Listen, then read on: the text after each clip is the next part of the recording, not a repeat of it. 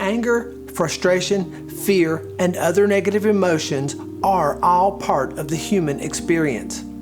They can also lead to stress and are often seen as emotions to be avoided, ignored, or otherwise disavowed. But they can actually be healthy to experience. A better approach is to manage them without denying them, and there are several reasons for this.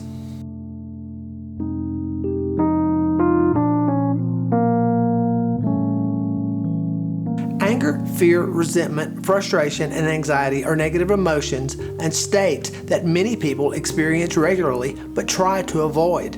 And this is understandable. They are designed to make us uncomfortable. These negative emotional states can create extra stresses in your body and your mind. This is uncomfortable, but also can lead to health issues if the stress becomes chronic or overwhelming. I know firsthand. The one thing we often forget in our negative moment is that they can be beneficial. More often, these feelings are beneficial because they can also send us messages.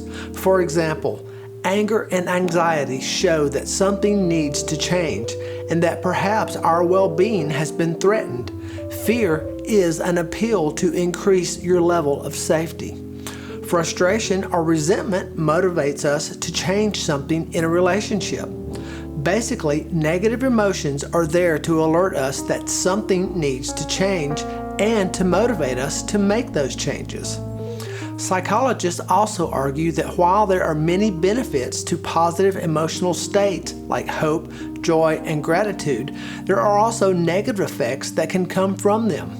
Optimism, for example, has been linked to many beneficial outcomes for health and happiness as well as personal success.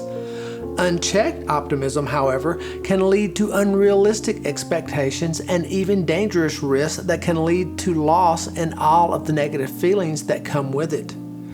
More uncomfortable emotional states like anxiety, however, can lead to motivation to make changes that can create more success and avoid dangers. You can clearly see between these two states that balance plays a very big role in the conscious life.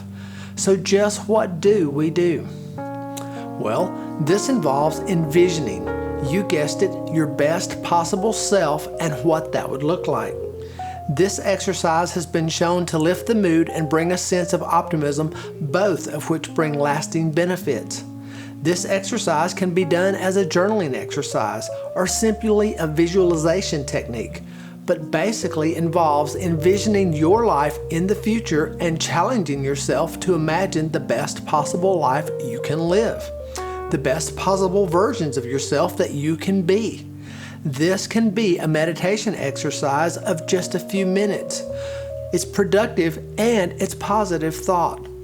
Research has shown that people who engage in envisioning their best self for 5 minutes a day for 2 weeks experience a more positive mood and an increase in optimism compared to people who spent the same amount of time simply thinking about activities in their day. For 5 minutes a day, this is a great use of your time. So to sum it up in a simple method, we can all practice by being grateful. We can all have expressions of gratitude that bring great benefits to the recipients and ourselves, but even greater ones to the people that we are involved with and that we are expressing that gratitude to and for and around. Most people who engage in this activity report that they still feel positive feelings from it days or even weeks later. We have many things to be grateful for. We simply need to bravely embrace things just as they are and grow from there. As always, thanks for your presence today, and please consider liking this video and subscribing to the channel if you like what you hear. Also, once subscribed, please feel free to comment below and suggest topics for future talks. As always, peace and love, Jim.